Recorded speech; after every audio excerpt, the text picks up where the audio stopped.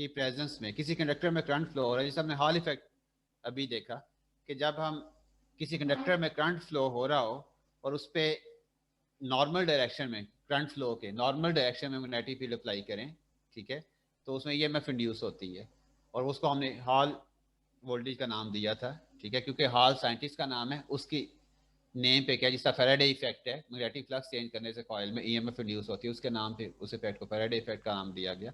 तो इसको क्या हमने इसकी रीजन भी देखी क्यों ईएमएफ इंड्यूस हो जाती है। तो इस तरह क्या कंडक्टिविटी भी चेंज हो जाती है, यानी रेजिस्टेंस चेंज हो जाती है, बढ़ जाती है या कम हो जाती है, चेंज आती है रेजिस्टेंस में मैग्नेटिक फील्ड की प्रेजेंस में। इसमें मैंने कहा था आपने कोई इफेक्ट पढ़ा हो, कोई टॉपिक पढ़ा हो, ये भी आई थिंक शायद सॉलिड स्टेट फिजिक्स में अगर होगा, शायद शायद ये शायद आपने ना भी पढ़ा हो सकता है। हॉल इफेक्ट तो था, लेकिन ये वाला शायद आपने ना पढ़ा हो। वैसे सर चार्ज कैरियर डिस्टर्ब होंगे तो रेजिस्टेंस बढ़ेगी, पढ़ा नहीं है। जी जी बिल्कुल, चार्ज कैरियर डिस्टर्ब होंगे, डिफ्लेक्शन होगी ना चार्ज कैरियर की मैग्नेटिक फील्ड की वजह से, वो स्ट्रेट पाथ में जा रहे हैं, फील्ड उनके पाथ को क्या कर रहा है, इफेक्ट कर रहा है ना। देखिए आप हिंड्रेंस प्रोड्यूस कर रहे हैं, उनके स्ट्रेट फ्लो में क्या कर रहा है, हिंड्रेंस देगा ना फील्ड जो है, आप पाथ को डिस्टार्ट कर रहे हैं ना। और ये फील्ड के आपने जब अप्लाई करना है तो ये ट्रांसफर्स डायरेक्शन में करना है, ठीक है। ये आपके पास कंडक्टर है एक, अगर वो एक्स एक्सिस में है, ठीक है, और आपने वाई एक्सिस के लॉन्ग, इसको क्या है, ट्रांसफर्स डायरेक्शन कहते हैं। जो जेड एक्सिस की डायरेक्शन को क्या कहते हैं, एक्स को लॉन्गिट्यूडनल कहते हैं, जैसे वाई एक्सिस को ट्रांसफर्स डायरेक्शन कहते हैं, और जेड एक्सिस को क्या कहते हैं, इस तरह का नेम यूज किया जाता है, जैसे लॉन्गिट्यूडनल है, ट्रांसफर्स है, नॉर्मल डायरेक्शन, ठीक है, क्या कहते हैं उसे, ठीक है, नॉर्मल है ना। नॉर्मल क्या होता है, ठीक है सर, एक्स एक्सिस पे 90 के एंगल पे अपवर्ड डायरेक्शन ड्रा कर, इसी को नॉर्मल कहते हैं ना। तो अगर आप एक्स एक्सिस में करंट फ्लो हो रहा है, आप वाई एक्सिस की डायरेक्शन में, ठीक है, मैग्नेटिक फील्ड अप्लाई करें, तो आप देखेंगे कि उस कंडक्टर की रेजिस्टेंस क्या है, बढ़ रही है, ठीक है, चेंज हो जाएगी उसकी रेजिस्टेंस। इसको कहते हैं एन आइसोट्रोपिक मैग्नेटो रेजिस्टेंस। क्या कहते हैं, एन आइसोट्रोपिक मैग्नेटो रेजिस्टेंस, ठीक है। कि आप इसमें एक डायरेक्शन में रेजिस्टेंस ज़्यादा है, एक्सेस में करंट फ्लो हो रहा है ना, तो वाई एक्सिस में क्या मैग्नेटिक फील्ड उसको लेके जा रहा है, उस डायरेक्शन में अगर आप रेजिस्टेंस मेजर करेंगे तो वो क्या होगी, ज़्यादा होगी जो है। तो आप सिंपल फिलहाल इतना याद रख लें, ठीक है, क्योंकि ये चीज़ें फिर आप एम फिल में या आगे जाके मैग्नेटिज्म का अगर आप कोर्स पढ़ें वहाँ आपको बेसिकली पढ़ाई जाती है। लेकिन यहाँ थोड़ा आइडिया देने के लिए कि फिलहाल इतना कि मैग्नेटिक फील्ड की प्रेजेंस में किसी भी कंडक्टर की क्या रेजिस्टेंस चेंज हो जाती है। इसमें बहुत सारे इफेक्ट हैं, एनाइसोट्रोपिक मैग्नेटो रेजिस्टेंस है, जॉइंट मैग्नेटो रेजिस्टेंस है, टनलिंग मैग्नेटो रेजिस्टेंस है, तो वो डिफरेंट स्टेजेस है। थोड़ा बहुत मैं आपको इंट्रोडक्शन दे देता हूँ आपकी इन्फॉर्मेशन के लिए। उसमें जैसे हमने GMR सेंसर पढ़ना है, तो इसका बैकग्राउंड भी क्या है। अब बैकग्राउंड इसका ये है कि ये सेंसर ज़्यादा सेंसिटिव होते हैं, ये बहुत स्मॉल फील्ड को भी डिटेक्ट कर लेते हैं। जैसे हार्ड डिस्क में क्या होता है, हम डाटा स्टोर करते हैं in the form of bits, bits की फॉर्म में हार्ड डिस्क में डाटा स्टोर होता है ना। अब कभी हार्ड डिस्क की कैपेसिटी होती थी कि किलो बाइट्स में, फिर मेगा बाइट्स में हुई, फिर गीगा बाइट्स में, और आजकल किस में है, टेराबाइट्स में है, ठीक है।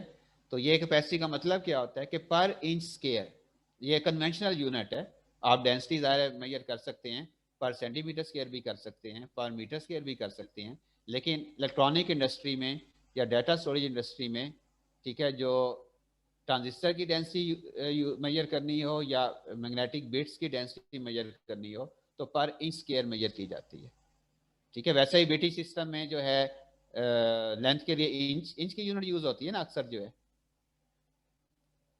ठीक है। वेट जो है पाउंड्स में मेजर किया जाता है, ठीक है। तो ये कन्वेंशन है, लेकिन आप डेंसिटी जरूरी नहीं, आप इंच को आप सेंटीमीटर स्केयर में कन्वर्ट कर सकते हैं। तो ये आपकी इंफॉर्मेशन के लिए कि जैसे मैंने बताया था कि पहली जो चिप बनी थी, ट्रांजिस्टर बेस्ड जो चिप बनी थी 1965, तकरीबन इसी तरह 1960 में बनी थी। अब ये कह रहे हैं चले 1960 में फर्स्ट चिप जो बनी थी, सेमी कंडक्टर चिप, उस पर चंद एक ट्रांजिस्टर बस होते थे, लेट से 20 30 फ्यू टेंस कह लें, फ्यू टेंस भी 10 20 30 40 लेस देन 100, इतने उस पर चिप पे ट्रांजिस्टर होते थे। उस पर एक साइंटिस्ट था जॉर्डन मूर, जॉर्डन मूर ने ये आइडिया दिया था कि ये जो ट्रांजिस्टर की डेंसिटी है हर 1.5 साल के बाद डबल होती जाएगी। उसने एक प्रिडिक्शन दी थी। ये इंटेल का कंपनी का को फाउंडर था जो है, ठीक है, जो चिप्स बनाती है, आपको बताया ये प्रोसेसर बनाती है, माइक्रो प्रोसेसर इंटेल का। हर लैपटॉप पे लिखा होता है ना इंटेल जो है, इंटेल प्रोसेसर, इंटेल फ्लां, इंटेल कंपनी का नाम है, आगे प्रोसेसर का मॉडल होता है, डुअल कोर है, कोर i5 है। पहले ये प्रोसेसर होते थे पेंटियम 1, पेंटियम 2।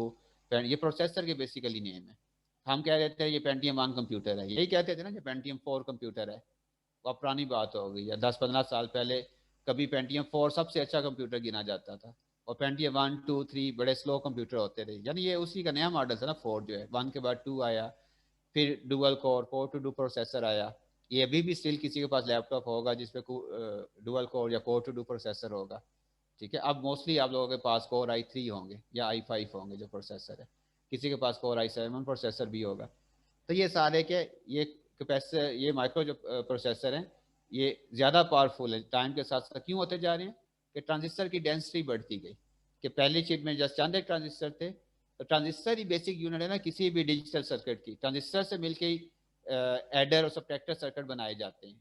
ठीक है, आपने शायद पढ़ा, एक्सपेरिमेंट भी किया होगा एडर सर्किट या सब्ट्रैक्टर इलेक्ट्रॉनिक्स में जो है। नहीं ये उसमें, हाँ, जो डिजिटल इलेक्ट्रॉनिक्स पढ़ रहे हैं उन्होंने ये शायद एक्सपेरिमेंट किया होगा। आपने एनालॉग पढ़ी है पहले, उसमें शायद ये नहीं था। तो एनी बेसिक यूनिट किसी भी चिप की, माइक्रो चिप है या इलेक्ट्रॉनिक सर्किट के, यानी वो ट्रांजिस्टर है। इसी से मिलकर सारे सर्किट बनाते हैं ना, लॉजिकल सर्किट ही यूज होते हैं ना। यही जो है ट्रांजिस्टर से एंड नॉट गेट बनता है, और गेट बनता है, इन्हीं से बनते हैं ना। Yes sir. और यही गेट्स के मेन कंपोनेंट्स हैं डिजिटल इलेक्ट्रॉनिक्स के। ठीक है, नॉर गेट, नैंड गेट, और गेट, ये सारा एफएससी में आपने थोड़ा पढ़ा होगा। तो वक्त के साथ साथ ट्रांजिस्टर का साइज छोटा होता गया। ठीक है, यानी उस पर ट्रांजिस्टर 1 इंच में अगर 20 या 30 ट्रांजिस्टर हैं, तो फिर हर ट्रांजिस्टर का साइज क्या था, सेंटीमीटर्स में होता था। ऐसा ही है ना, 10 सेंटीमीटर, 15 सेंटीमीटर एक ट्रांजिस्टर का साइज होता था। फिर आहिस्ता आहिस्ता ये ट्रांजिस्टर का साइज सेंटीमीटर से माइक्रोमीटर्स में आया, हंड्रेड्स ऑफ माइक्रोमीटर, 100 से फ्यू माइक्रोमीटर, फिर हंड्रेड्स ऑफ नैनोमीटर में आया, फिर 100 नैनोमीटर में आया, और करंटली अब के हम रफली आजकल मोस्टली जो चिप यूज हो रही है उनमें ट्रांजिस्टर का साइज है 10 नैनोमीटर। कितना साइज है, 10 नैनोमीटर। तो ऑल्दो ये 100 नैनोमीटर जब आया था, वो भी नैनो ऑब्जेक्ट ही है। जिस ऑब्जेक्ट का साइज 1 से 100 नैनोमीटर उसे हम नैनो ऑब्जेक्ट कहते हैं। तो आज से 10 साल पहले भी ट्रांजिस्टर का साइज नैनोमीटर रेंज में ही था। तो नैनो टेक्नोलॉजी यानी माइक्रो चिप्स के अंदर ये, या नैनो चिप्स हैं, इनके अंदर बड़ी पहले से यूज हो रही है, 15-20 साल पहले से हो रही है। और लेकिन आम लैब्स के अंदर जो नैनो टेक्नोलॉजी आई है, आम यूनिवर्सिटी की लैब में, जो छोटी मोटी लैब है, रिसर्च लैब होती है, एक तो इंडस्ट्री की लैब होती है ना, हाई फाई लैब है, इंटेल की लैब है, आईबीएम की लैब है, या और जो कंपनी है उनके पास तो ज़रा एडवांस फैसिलिटीज़ होती हैं। जो फैसिलिटी लैब में आती है वो बाद में आती है, इंडस्ट्री के पास क्या पहले होती है वो जो है। ठीक है, आम लैब में वो लेट आती है। जैसे हमारे पास इलेक्ट्रॉन माइक्रोस्कोप नहीं है, ठीक है, हमारी काफ़ी यूनिवर्सिटियों के पास नहीं है। लेकिन क्या आज से कुछ यूनिवर्सिटियों में 10 साल पहले आई, कुछ में 20 साल पहले आ गई, कुछ में 5 साल पहले आ गई, हमारे पास अब आने वाली है, अब हम भी परचेज कर रहे हैं। ठीक है, तो इस तरह से होता है कि वो टेक्नोलॉजी का स्टेप बाय स्टेप आती है। लेकिन नैनो ये है कि बिल्कुल नई नहीं है, इसमें जो डिवाइसेज या चिप्स या कोई कई जो पहले से बन रही है उसमें यूज़ हो रही है। तो इसी तरह जो मैग्नेटिक बिट है, ये भी आप कह लें कि पहले हार्ड डिस्क बड़े साइज़ की होती थी। ठीक है, अब पहले बिट का साइज़ इंचज़ में होता था, सेंटीमीटर में आया, माइक्रोमीटर में आया, hundreds of micrometer, few micrometer, फिर क्या करंटली क्या है, हंड्रेड्स ऑफ नैनोमीटर में आजकल बिट का साइज़ है। ठीक है, 100 से 150 नैनोमीटर में बिट का साइज़ है, ट्रांजिस्टर का उससे कम है, छोटा है। तो ट्रांजिस्टर की डेंसिटी भी आजकल तकरीबन चिप में है, टेराबिट्स में ही है कि, ठीक है, टेराबिट्स बनता है कितना, 10^12। ठीक है, ये ट्रिलियंस ऑफ ट्रांजिस्टर बनते हैं ना, hundreds of trillions of transistor हैं जो 1 इंच में समाये हुए हैं जो। ठीक है, तो ये चीज़ है कि अब बिट का जो हार्ड डिस्क में बिट का साइज छोटा होता गया, तो प्रॉब्लम क्या आया है, तो बिट को डिटेक्ट करना होता है ना। हार्ड डिस्क में दो होता है, एक रीडिंग हेड होता है, एक राइटिंग हेड होता है। रीडिंग हेड है जो इन्फॉर्मेशन को रीड करता है, और राइटिंग हेड जो कि इन्फॉर्मेशन को राइट करता है। मीन डाटा सेव करते हैं ना, ये क्या करते हैं, डाटा को रीड करते हैं। दो तरह के काम करते हैं ना, डाटा स्टोर करते हैं, स्टोर मीन राइट करना, उसे कहते हैं राइट करना। हार्ड डिस्क पे हमने राइट कर दिया डाटा। और रीड करना मीन जब हम एक्सेस करते हैं उसे, अब उसको देखते हैं, जो डाटा स्टोर हुआ है उसको हम रीड करना चाहते हैं तो उसे ओपन करते हैं। तो ये हार्ड डिस्क में दो चीज़ें लगी होती हैं, रीडिंग और राइटिंग है। तो अब बिट एक हर बिट टाइनी मैग्नेट है। जब बिट का साइज छोटा होता गया तो उसको सेंस करना भी मुश्किल है ना, क्योंकि मैग्नेटिक बिट में हम बिट को रीड कैसे करते हैं, उसका मैग्नेटिक फील्ड बेसिकली रीड करते हैं। हर मैग्नेट मैग्नेटिक फील्ड एमिट करता है ना, हर मैग्नेट के गिर्द उसका मैग्नेटिक फील्ड होता है ना। और जितना टाइनी मैग्नेट होगा उतना ही उसका वीक क्या होगा, मैग्नेटिक फील्ड वीक होगा ना। ठीक है, तो इसको सेंस, ये इशू आया था 1995 में कि बिट का साइज जब छोटा हो गया तो प्रॉब्लम आएगी इसको रीड कैसे किया जाए। उस वक्त ये मैग्नेटो रेजिस्टिव सेंसर्स के ये इन्वेंट हुए। ये 1988 में साइंटिस्ट ने, फ्रेंच और एक जर्मन साइंटिस्ट था, उन्होंने GMR joint magneto resistance effect जो है ना वो एक वो उन्होंने पेपर पब्लिश किया, इस इफेक्ट को इन्वेंट किया, ठीक है। और बाद में 2007 में उन्हें नोबेल प्राइज़ मिला इसकी वजह से। क्यों मिला कि 90 आप देखें कि नेट पे जाके देखें तो 1995 से लेके 2005 इन 10 सालों के दौरान हार्ड डिस्क की डेंसिटी बड़ी तेज़ी से बढ़ी है, बहुत तेज़ी से बढ़ी है। यानी कि किलो बाइट से समझ लें या मेगा बाइट से गीगा बाइट्स और टेरा बाइट्स तक है चली गई जो है, ठीक है। कम से कम 1000 टाइम बन गई, मेगा बाइट से गीगा बाइट्स तक आ गई। फिर ग्रेजुअली आगे 2005 के बाद अब तक क्या मजीद भी डेंसिटी बढ़ी और मजीद बढ़ भी रही है। अभी टेराबिट से भी आगे क्या जा रही है, डेंसिटी मजीद बढ़ती जा रही है। तो यहाँ इशू ये था कि डेंसिटी को बढ़ाने के लिए बिट को छोटा करना था, तो बिट एक तो उसमें नैनो फैब्रिकेशन आ जाती है कि स्मॉल बिट साइज बनाया कैसे जाए। ज़ाहिर पहले 1990s में नैनो टेक्नोलॉजी इतनी एडवांस नहीं थी कि स्मॉल स्केल पे, नैनो स्केल पे के ट्रांजिस्टर को बनाना भी मुश्किल था और बिट को भी बनाना के मैग्नेटिक बिट को भी मुश्किल था। तो सिर्फ मैन्युफैक्चरिंग का इशू नहीं, चैलेंज नहीं था, मैन्युफैक्चरिंग के साथ साथ, बनाने के साथ साथ उसको डिटेक्ट करने का भी इशू था। जैसे आप कोई नैनो मटेरियल बना लें तो जब तक उसे आप देख नहीं लेंगे तो नहीं ना बता सकते ये बन भी गया या नहीं बना, ऐसा ही है ना। तो देखने के लिए ऑप्टिकल माइक्रोस्कोप आप यूज़ नहीं कर सकते, देखने के लिए आपको इलेक्ट्रॉन माइक्रोस्कोप चाहिए, या उससे भी स्मॉल बिट है तो एटॉमिक साइज का बिट है तो वो आपको क्या एटॉमिक फोर्स माइक्रोस्कोप चाहिए।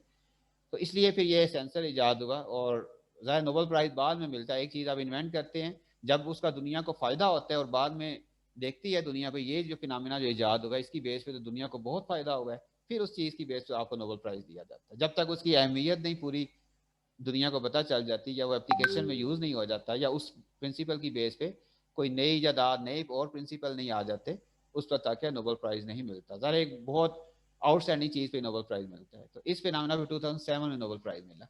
ये थोड़ी हिस्ट्री थी कि जो मैग्नेटो रेजिस्टिव सेंसर्स हैं ये हाईली बहुत ज़्यादा सेंसिटिव होते हैं।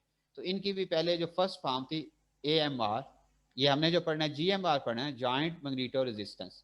पहले आया इसका फर्स्ट वर्जन था AMR। AMR में जो रेजिस्टेंस में चेंज आती थी ना मैग्नेटिक फील्ड की वजह वो बड़ी कम आती थी, ठीक है। लेकिन ज़ाहिर है शुरू में तो बिट का साइज बड़ा होता था ना, तो AMR सेंसर यूज होते थे, एनआइसोट्रोपिक मैग्नेटो रेजिस्टेंस जो है, ठीक है।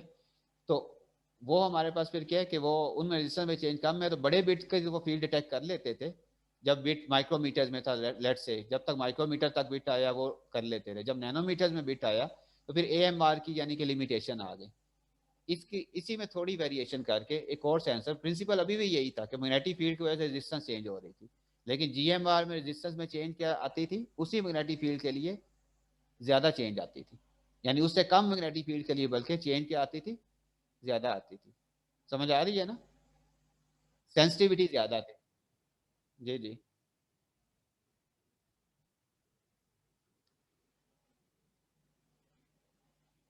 जी जी जी जी जी जी वही आती है, वही है। ये डाटा की अमाउंट है आपके पास, ठीक है।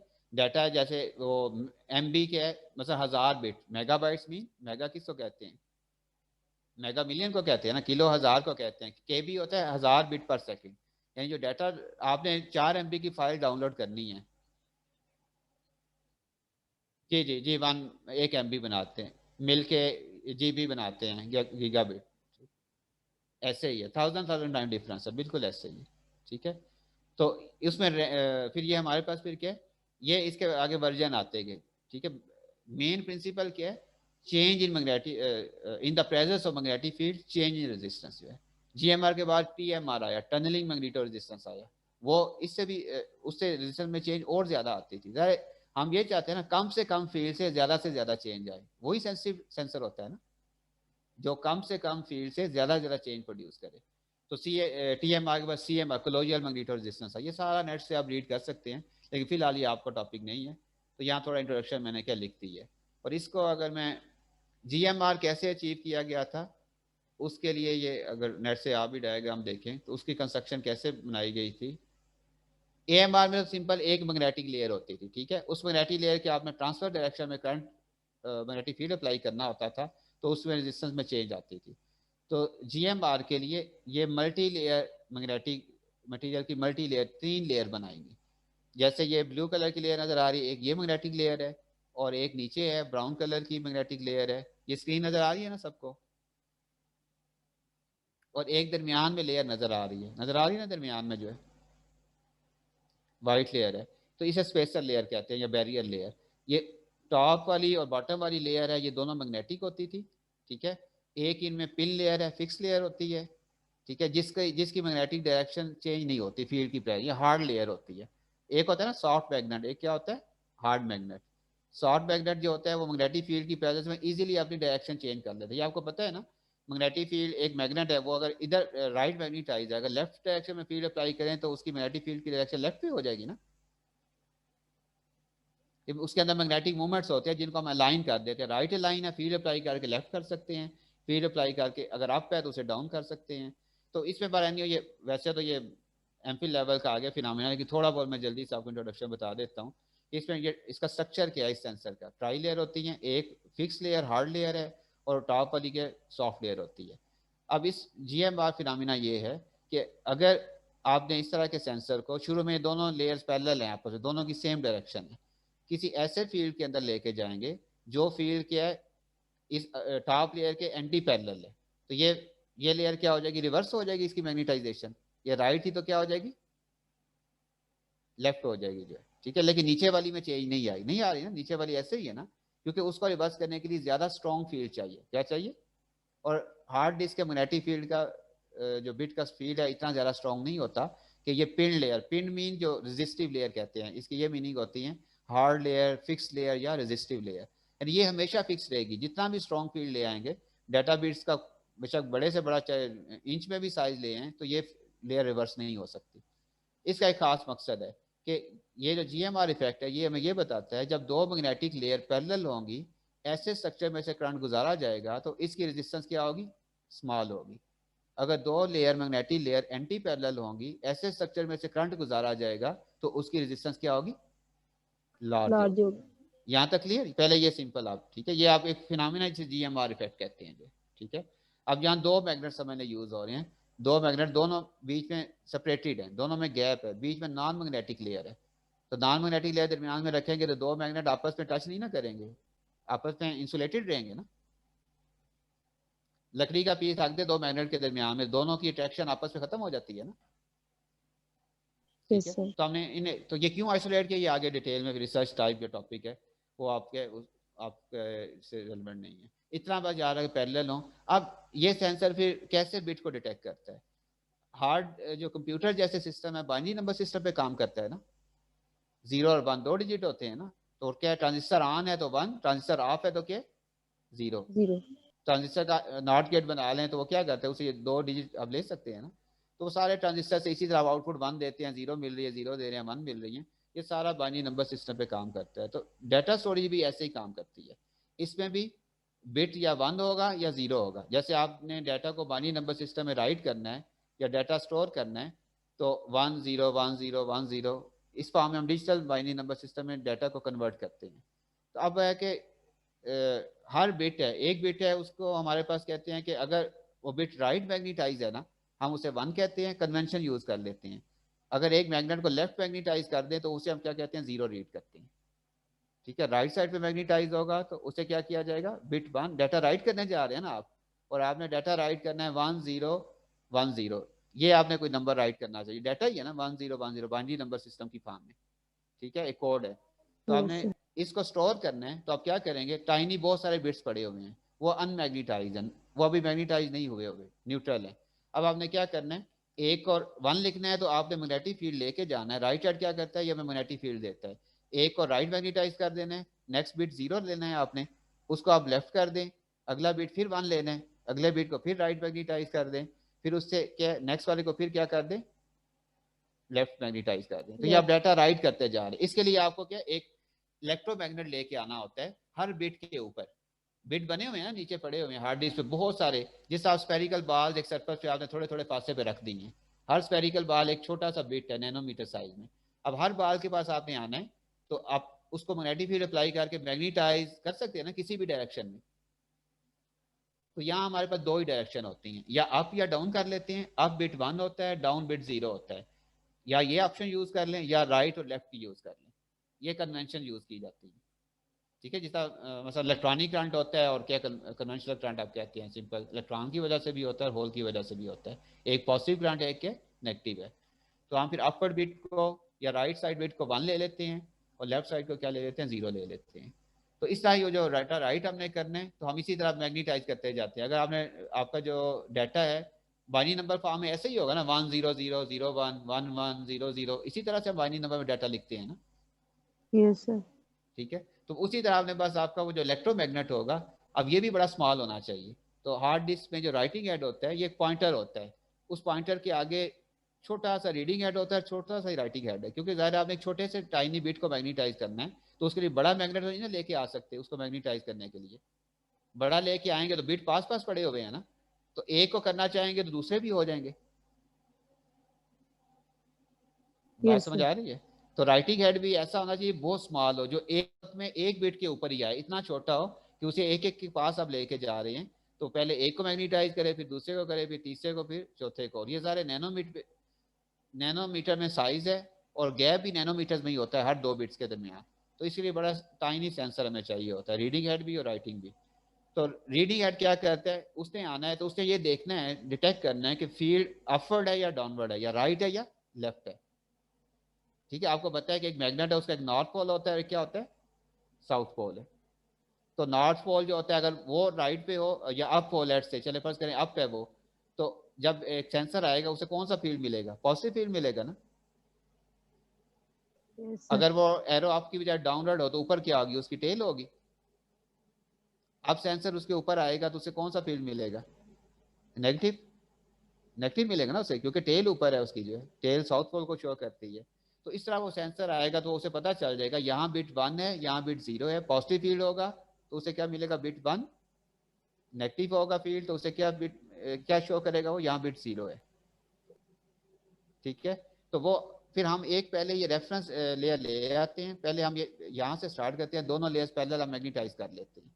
अब हम ऐसे बिट के पास लेके जा रहे हैं कि अगर उसकी कन्फिग्रेशन भी क्या है हमारे पास, क्या पैरेलल से शायद आपको समझना मुश्किल हो, हम ऐसा बिट लेके आ रहे हैं जो अपवर्ड मैग्नीटाइज है, और जो हमारे सेंसर है वो भी क्या हमारे पास क्या अपवर्ड मैग्नीटाइज है। तो ऐसा सेंसर जब लेके आएंगे, इसका फील्ड क्या अपवर्ड जा रहा है, और ऑलरेडी हमारे सेंसर में जो लेयर्स हैं उनका फील्ड भी क्या अपवर्ड है, तो क्या उसकी कन्फिग्रेशन में कोई चेंज आएगी,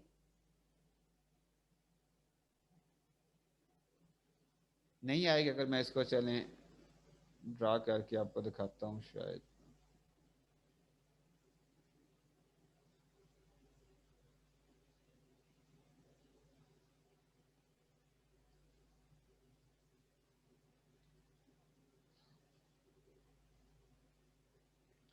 ठीक है, ये नीचे एक बिट है आपके पास, ये पड़ा हुआ है, एक अपवर्ड है और ये क्या है, डाउनवर्ड है। अब आप ऐसी लेयर ला रहे हैं, दो मैग्नेटिक लेयर, मैं अब इन वर्टिकल फॉर्म में शो कर रहा हूँ ताकि आपको समझ आसानी से आ जाए, हॉरिजॉन्टल भी की जा सकती है। ये दोनों लेयर पैरेलल हैं, ठीक है, दो मैग्नेटिक लेयर है ना, ये नॉन मैग्नेटिक लेयर से सेपरेटेड है। इनका फील्ड कैसे है, मैग्नेटिक फील्ड ऐसे आ रहा है ना, ऐसे फील्ड को शो करते हैं, नॉर्थ पोल से फील्ड निकलता है और किधर जाता है, साउथ पोल की तरफ। इसका भी अपवर्ड है। अब इसका फील्ड जो बिट का फील्ड है, ये इसको इफेक्ट करेगा, इस लेयर को, मैग्नेटिक को। अगर ये अपवर्ड मैग्नेटाइज है पहले ही से ही, इसका फील्ड भी अपवर्ड जा रहा है ना, ये उसे इफेक्ट करेगा, नहीं करेगा ना, ये ऑलरेडी अपवर्ड है, आप उसको अपवर्ड फील्ड देंगे तो इसमें कोई चेंज नहीं आएगी। ठीक है, तो इट मीन ये दोनों लेयर जो पैरेलल मैग्नेटाइज हमने की हुई है, ये पैरेलल मैग्नेटाइज है तो वही रहेंगी ना, इनमें कोई चेंज नहीं आएगी। इस केस में हम दोनों लेयर पे कोई इफेक्ट नहीं पड़ेगा, तो रेजिस्टेंस लो इशू होगी, कि जब दो लेयर पैरेलल मैग्नेटाइज होती हैं तो उनकी रेजिस्टेंस कम होती है। दूसरे केस में अगर दोनों लेयर्स डाउनवर्ड मैग्नेटाइज थी, ठीक है, या एक लेयर जो उसमें से एक हार्ड है हमारे पास जो है और एक सॉफ्ट है, दोनों डाउनवर्ड मैग्नेटाइज है, ठीक है।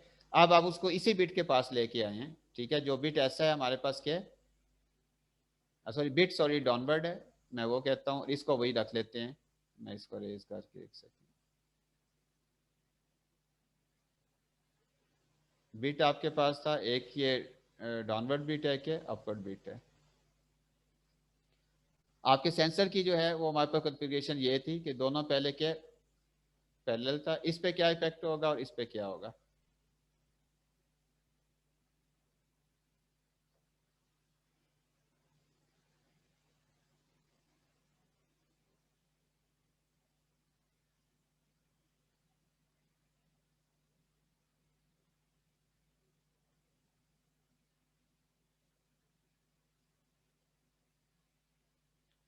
ठीक है, ये आपका रेफरेंस सेंसर है जिसमें दोनों लेयर पैरेलल मैग्नेटाइज। एक दफ़ा आप इसे लेके आ रहे हैं डाउनवर्ड बिट के पास, ये बिट 0 है, ठीक है, और ये बिट क्या है 1 में। अब इस केस में मैंने जब इस बिट के पास लेके आ रहे हैं, इसकी कॉन्फ़िगरेशन में कोई चेंज नहीं आएगी, कोई चेंज नहीं ना आएगी इसकी जो कॉन्फ़िगरेशन में। क्यों नहीं आएगी? क्योंकि बिट का फील्ड भी क्या है अपवर्ड है, और हमारे पास जो है बिट का फील्ड भी क्या अपवर्ड है, और सेंसर का फील्ड भी अपवर्ड है। दूसरे केस में बिट 0 के पास लेके आ रहे हैं तो इसका फील्ड डाउनवर्ड है, ठीक है। अब ये फील्ड लाइन कैसे जा रही है? फील्ड इधर से ऐसे ऊपर की तरफ जा रहा है, ठीक है। ऊपर साउथ पोल है ना हमारे पास, नीचे क्या नॉर्थ है। नॉर्थ से हमारे पास फिर क्या है, यहाँ पे जो फील्ड निकल रहा है ऊपर से होके नीचे की तरफ, इधर से जाके फिर इसे ऐसे नीचे आना है, इस तरह आना है ना।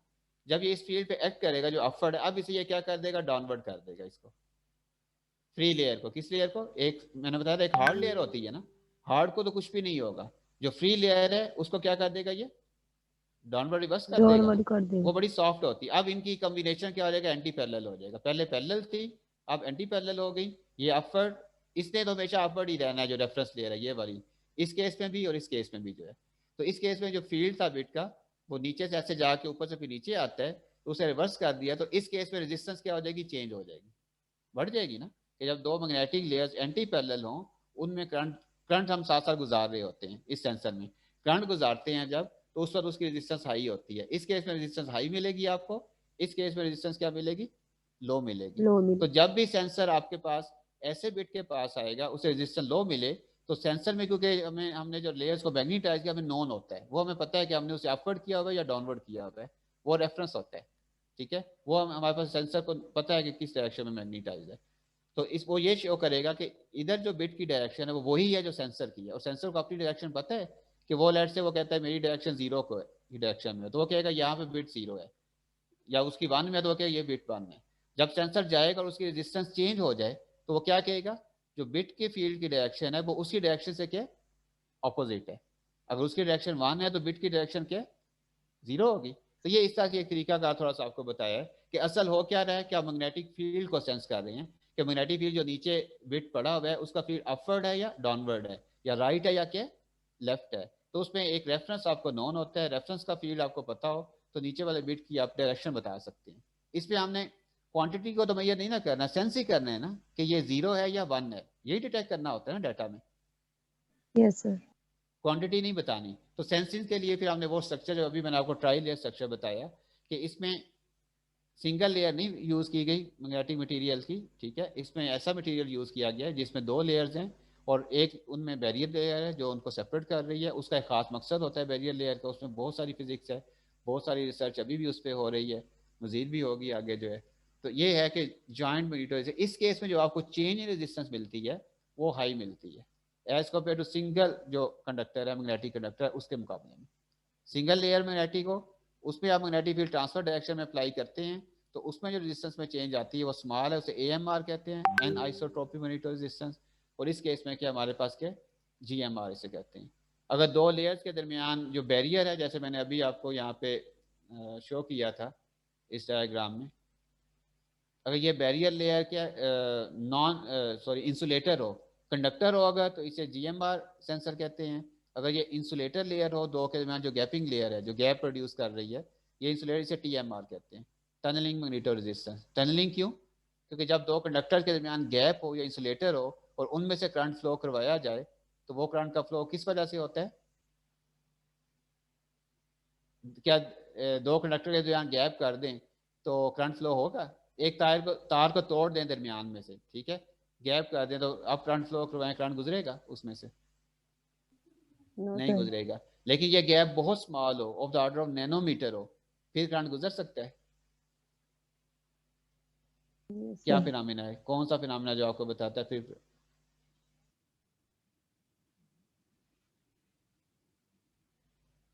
नहीं वो नहीं, ये क्वांटम मैकेनिक्स का फिनोमेना, टनलिंग फिनोमेना, टनलिंग आपने फिनोमेना क्वांटम मैकेनिकल टनलिंग या टनलिंग करंट कहीं पढ़ा हुआ है क्वांटम मैकेनिक्स में फिनोमेना?